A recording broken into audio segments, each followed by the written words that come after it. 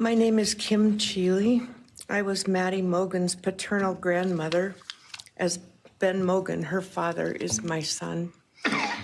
I'm here today with my sister Lori Cheeley, Maddie's great aunt, and my son Ben Mogen, and my daughter-in-law Corey Hatrock.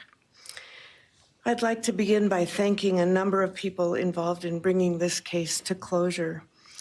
In my daughter's words, the plea deal the prosecution team reached this month is one that punishes the perpetrator of this horrendous crime, protects the public from further harm, and allows all of us who knew and loved these kids the time to grieve without the anxiety of the long and gruesome trial, the years of appeals, and potential for mistrials along the way. My family and I are so grateful to Bill Thompson and his prosecution team for their dedication and painstaking work that forced the perpetrator to admit his guilt. We want to thank the Idaho State Police, the Moscow Police Department, the FBI, and Judge Hippler. We'd also like to thank the University of Idaho officials who have treated the families of the victims with such dignity and kindness, and who have honored the 4 victims beautifully.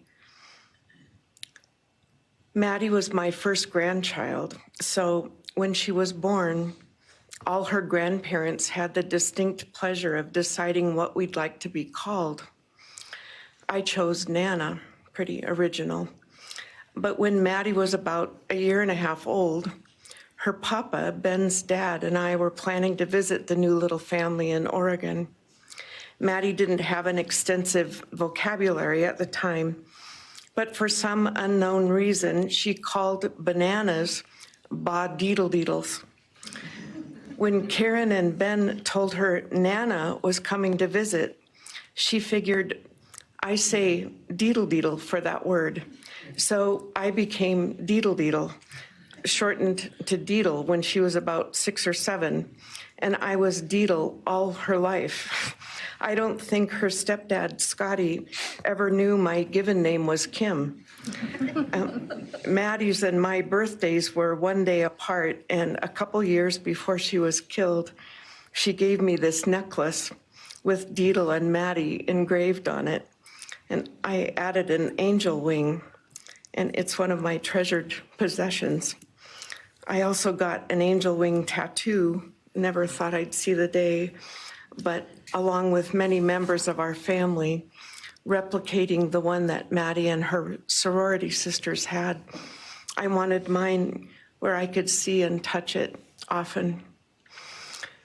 From preschool through grade school, I stopped teaching piano lessons early on Wednesdays and picked Maddie up for bubble baths, brownies, and books. It was our special time together. And she went home those nights in her jammies with a pan of warm brownies for her family. Although Karen and Scotty raised Maddie and did such a lovely job of parenting, we Mogens were lucky to have her for holidays and many other family gatherings. We'll always have our treasured memories of Maddie growing up in our big, extended, cooperative family. And I thank Karen and Scotty Laramie for being so generous and open and sharing Maddie with her Mogen side of the family. When the 4 kids were murdered, the foundation fell out of our world. Initially, the fear was truly debilitating. The first 6 weeks were excruciating. Despite the vigils, memorials, candlelight gatherings of students, friends, family, community members. After the arrest, in the past 2.5 years, my family has lived with grief, with the effects of traumatic grief, of which I was blissfully unaware before all of this. I now have a stack of books on grief. I've attended grief classes at hospice.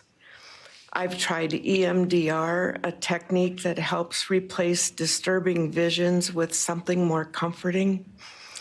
My son Ben, his 2 sisters, Maddie's aunts, and I have all experienced depression and anxiety and sleep disturbance, requiring medical intervention at times. We've all sought counseling off and on. The struggle with media attention was extremely difficult, especially for Ben. No one should live through the violent murder of one's child. Some days it's beyond me how the parents of these kids are still upright. I'm thankful for the strong families and communities that are supporting the survivors. At the time, I could think of only two blessings surrounding the horrific murders. One was that Ben was living with my partner Tom and me at the time, and that we could support each other emotionally through it all. Sadly, Tom died a year ago of a rare brain cancer, and he won't be here to see justice served. He was our family's rock, and we all miss him every day.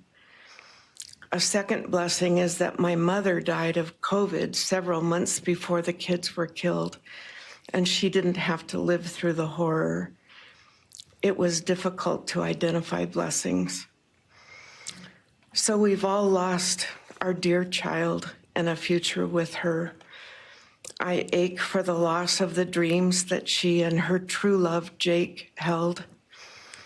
And my heart goes out to Karen and Scotty and your side of Maddie's family. You've had more than your share of loss. My heart aches for the kids' roommates and the families of the other victims, and also the family of the perpetrator.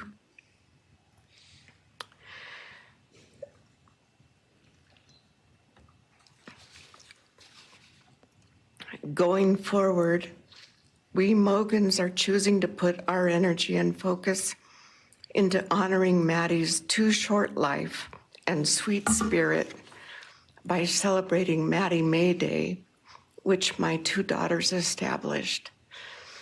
On May 25th each year, Maddie's birthday, we encourage folks to do random acts of kindness in Maddie's name. In my daughter Katie's words, may we all protect our peace in whatever way possible, unite in community, and focus on joy. Please do an act in kindness in Maddie's honor during this week, so a glimmer of Maddie's light may live on. Thank you. Thank you, and I appreciate your courage, and bless you and your family. We thank you for watching, and remember, stay updated on breaking news and top stories on the NBC News app or watch live on our YouTube channel.